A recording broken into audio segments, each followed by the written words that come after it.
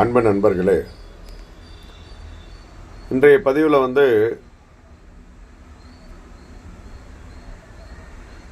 ஒரு அன்பர் கேட்டிருக்காங்க, ஐயா நீங்கள் மரணமில்லா பெருவாழ் வாழ்வதற்கான வழியெல்லாம் சொல்லியிருக்கீங்க, நிறைய வீடியோஸ் போட்டிருக்கீங்க. ஆனால் அடிக்கடிக்க நீங்கள் இது யாருக்கு செட் ஆகும்னா ஒன்லி துறவரத்தை நோக்கி செல்பவர்களுக்கு தான் இதை செட் ஆகும்னு சொல்கிறீங்க. அப்போ இல்லறத்தார் இதில் இன்வால்வே ஆக முடியாதா? இல்லை இல்லறத்தாருக்கு நீங்கள் என்ன சொல்ல வரீங்க? இல்லறத்தார் இந்த விஷயங்களை கடைபிடிக்க கூடாதா? கூடினால் என்ன ஆகும் அப்படின்ற கேள்வியை அவங்க கேட்டிருக்கிறாங்க. உங்களுடைய யூடியூப் சேனலின் எய்ம் மோட்டோ என்ன அப்படின்ற மாதிரி கேள்விகளை கேட்டிருக்காங்க. அவங்க சரியான கேள்வியை கேட்டிருக்கிறாங்க. முதல்ல நம்முடைய யூடியூப் சேனல் ஆரம்பித்ததற்கு காரணம் என்னன்னு கேட்டிங்கன்னா,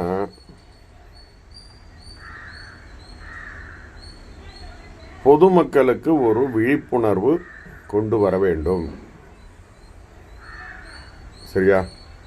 பொதுமக்களுக்கு ஒரு விழிப்புணர்வு நம்மளுக்கு கிரியேட் பண்ணி விடணும் அப்படின்றது தான் நம்முடைய சேனலுடைய முக்கியமான குறிக்கோள்.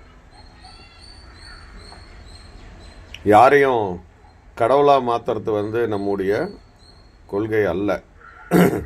எல்லாரும் வாங்க வாங்க கடவுளாக மாற்றிடுறவங்கள அப்படின்னு சொல்லக்கூடிய விஷயம் இதுவல்ல. சரிங்களா? இதில் ரெண்டு பிரிவாக நீங்கள் பிரிச்சுக்கலாம்.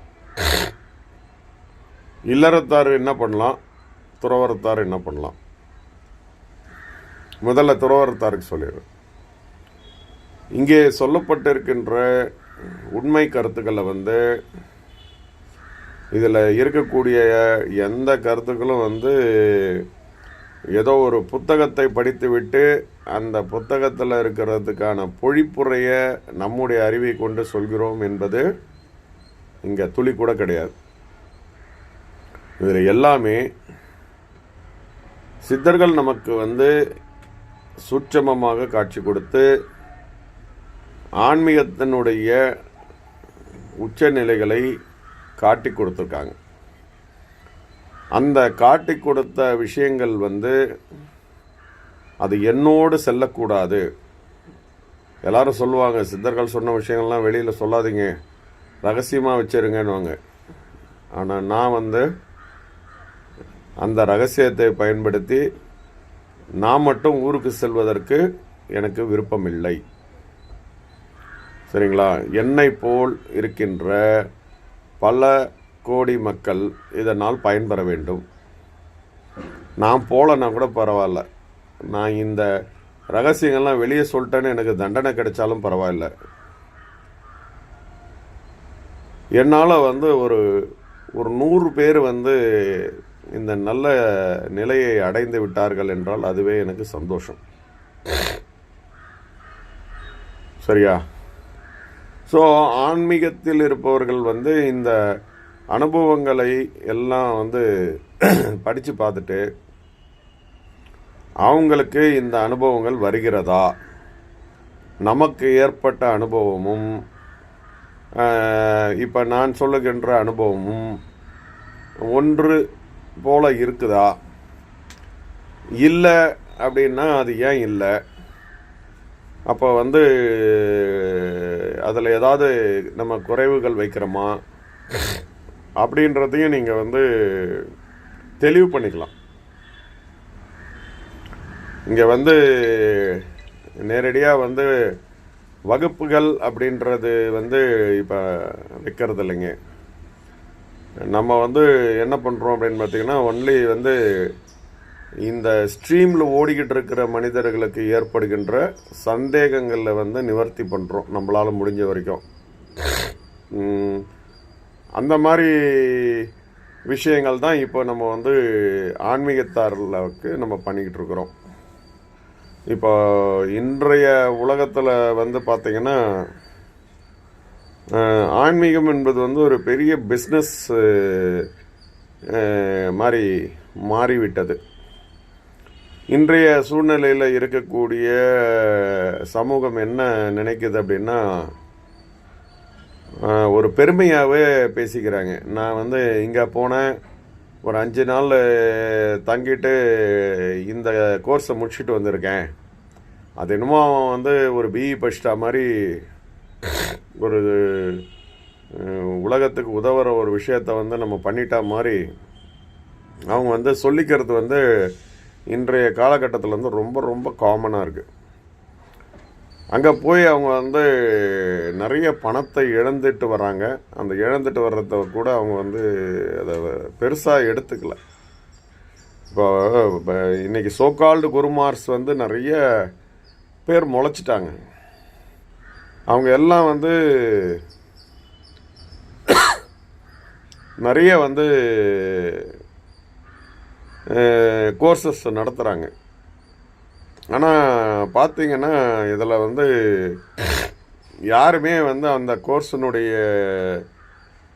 முடிவிலேயோ இல்லை சில காலங்களுக்கோ இல்லை வந்து அவங்களுக்கு இறப்பதற்கு முன்போ வந்து அவங்க அந்த நிலையை அடைந்துட்டாங்களா அப்படின்னு கேட்டால் இல்லை. சரி, அந்த கோர்ஸ் நடத்தினவர் தான் அந்த நிலையை அடைஞ்சாரான்னு கேட்டிங்கன்னா அதுவும் இல்லை. சரிங்களா? தனக்கு எப்படியெல்லாம் மக்களுக்கு ஒரு ஒரு அட்ராக்ஷனை கொடுக்க முடியுமோ அந்த மாதிரி ஒரு அட்ராக்ஷனை கொடுத்து எல்லாரும் வாங்க வாங்க நான் சொல்லித்தரேன்னு சொல்லி இன்றைக்கு ஏமாற்றி பணம் பறித்து கொண்டு இருக்கிற கும்பல்கள் அதிகம். இப்போது எந்த ஒரு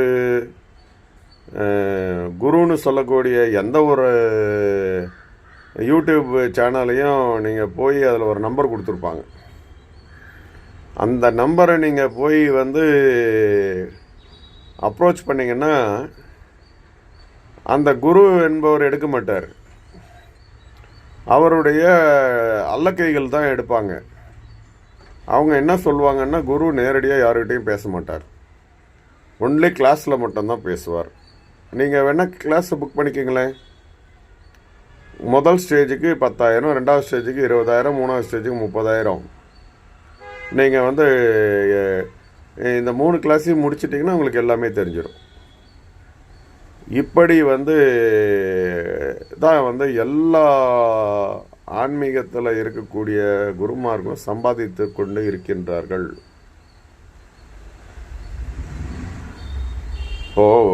நான் சொல்கிறது என்னென்னா, இப்போ நான் வந்து ஆன்மீகத்தில் இருக்கிறேன்.